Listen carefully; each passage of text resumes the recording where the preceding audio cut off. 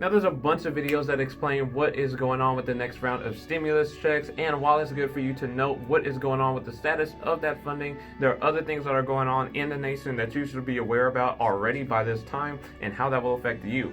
So in this week's video, we're going over the weekly dose of financial news, and we're breaking it down to tell you why you should forget about the next round of stimulus checks.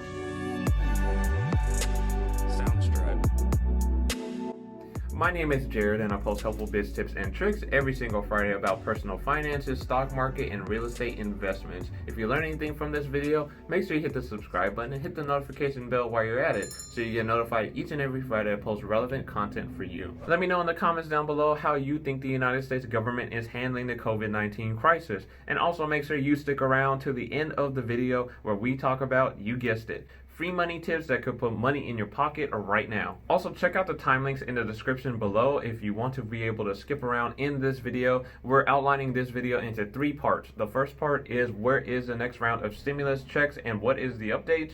The second part is what's going on in Minneapolis right now. And the third part is where you can get free money to put in your pocket right now during this time. So what is the status of the next stimulus package? Well, the bill in question is the HEROES Act, which was already passed earlier this month in the House of Representatives. So the bill is currently right now sitting on the desk of the Senate. Now the Senate is currently in recess for an extended holiday vacation for Memorial Day, and they did not put the HEROES bill on the agenda. So we don't exactly know what's going to happen right now and when it's going to get on the agenda. All I can tell you for certain is that number one, the stimulus check is not coming in May because it won't get on the calendar until June. And of course, there's going to be reviews and edits, and there's already been Republican pushback to this bill. And of course, from the pushbacks of the Republicans, the Senate Majority Leader Mitch McConnell already said the bill would not pass as is, so that leaves us only a couple of options. So possible outcome one is that this bill will be morphed into a different aid package through bipartisan negotiation. Outcome number two is that this could completely fail and has to be replaced by a whole new different proposal, which will have to pass the House of Representatives and go through this whole process again. And of course, possible outcome number three is that if there's no other future proposals, that this bill will just be put on the shelf until there is one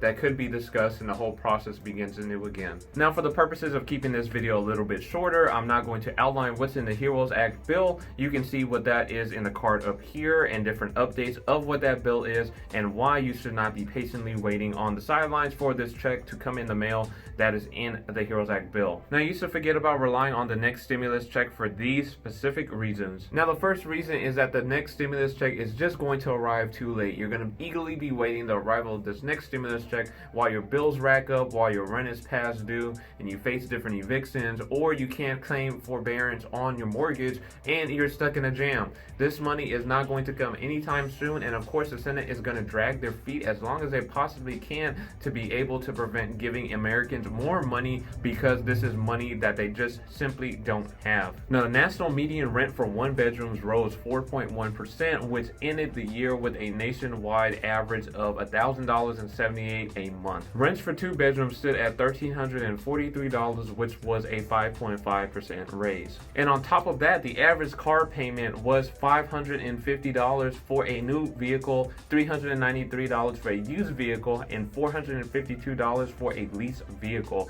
And we haven't got to utilities or any kind of groceries or paying your Hulu and Netflix bills. Now, if you take all of this and add up all the totals, you'll clearly see that $1,200 as a one-time payment is simply not going to help you sustain your life. And of course, reason number three is that there's a strong chance that we may not even get another second stimulus check, and this HEROES Act bill will be heavily edited and revised to the point where we won't even get another round of stimulus checks. The Republicans have already stated that giving the first round of stimulus checks were not as useful as thought to be, and it was very expensive.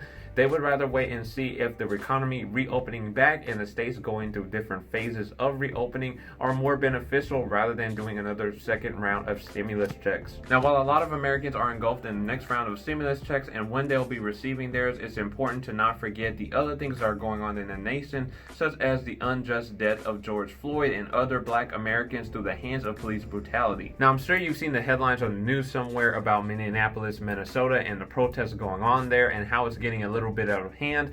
And because of that, I'm not really going to show you anything such as burning buildings on fire, even though some people get kicks out of that.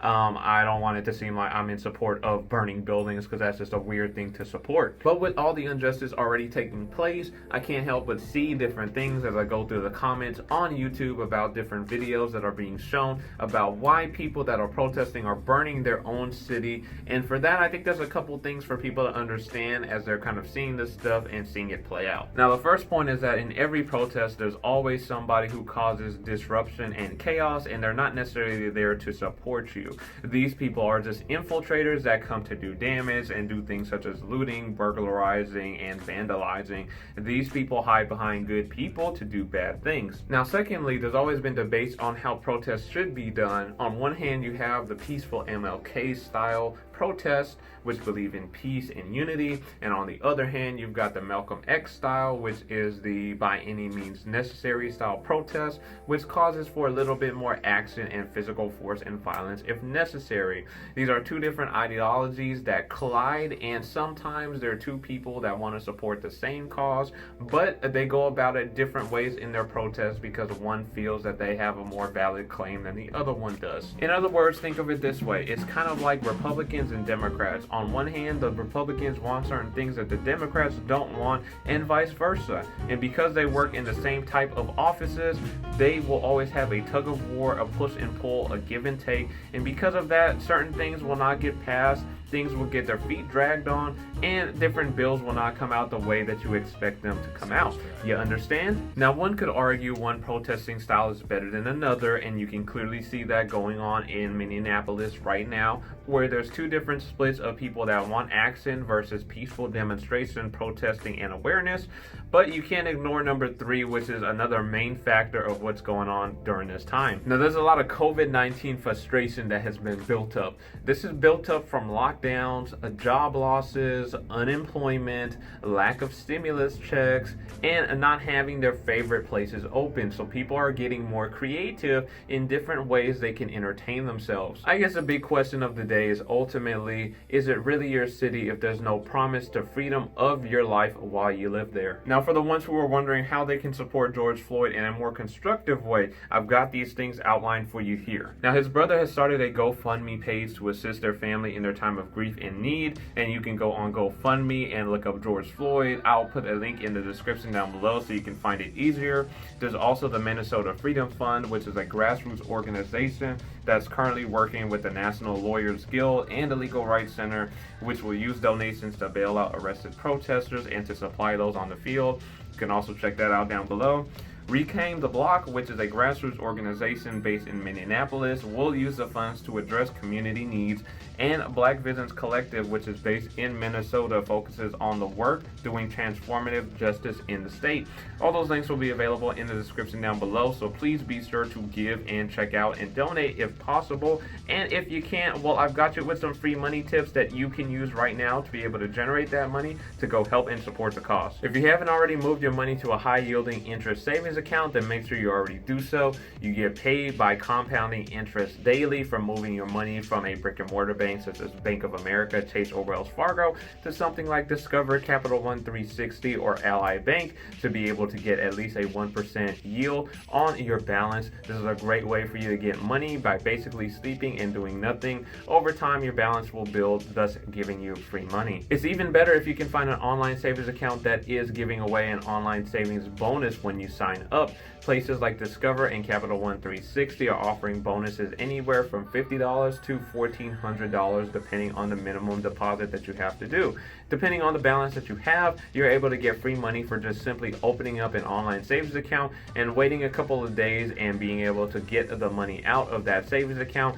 And bada bing, bada boom, there you go, you got free money as well. Thirdly, you can invest with Webull using the referral link down below. This will get you 2 free stocks valued up to $1,400. All you simply have to do is open a new Webull account and deposit $100, and you don't even have to do anything with it. You don't even have to invest it. You simply just sit the money in that broker's account, and you will get your 2 free stocks valued up to $1,400. You simply, once you get those stocks, you just sell it on the market, and fast cash is right there in your your hands available to you. Now, if you haven't got started with investing yet and you are looking for a way to do so, make sure you check out my Patreon page, which is dedicated to helping you evaluate stocks and being able to look at deals and find the right ones for you. We go over different things such as reviewing balance sheets, income statements, dividend history, and going over the types of news that you need to see that will dictate whether or not your stock will be going up or down in the coming days, how to buy a stock all the way to end up selling that stock and making a profit through capital gains.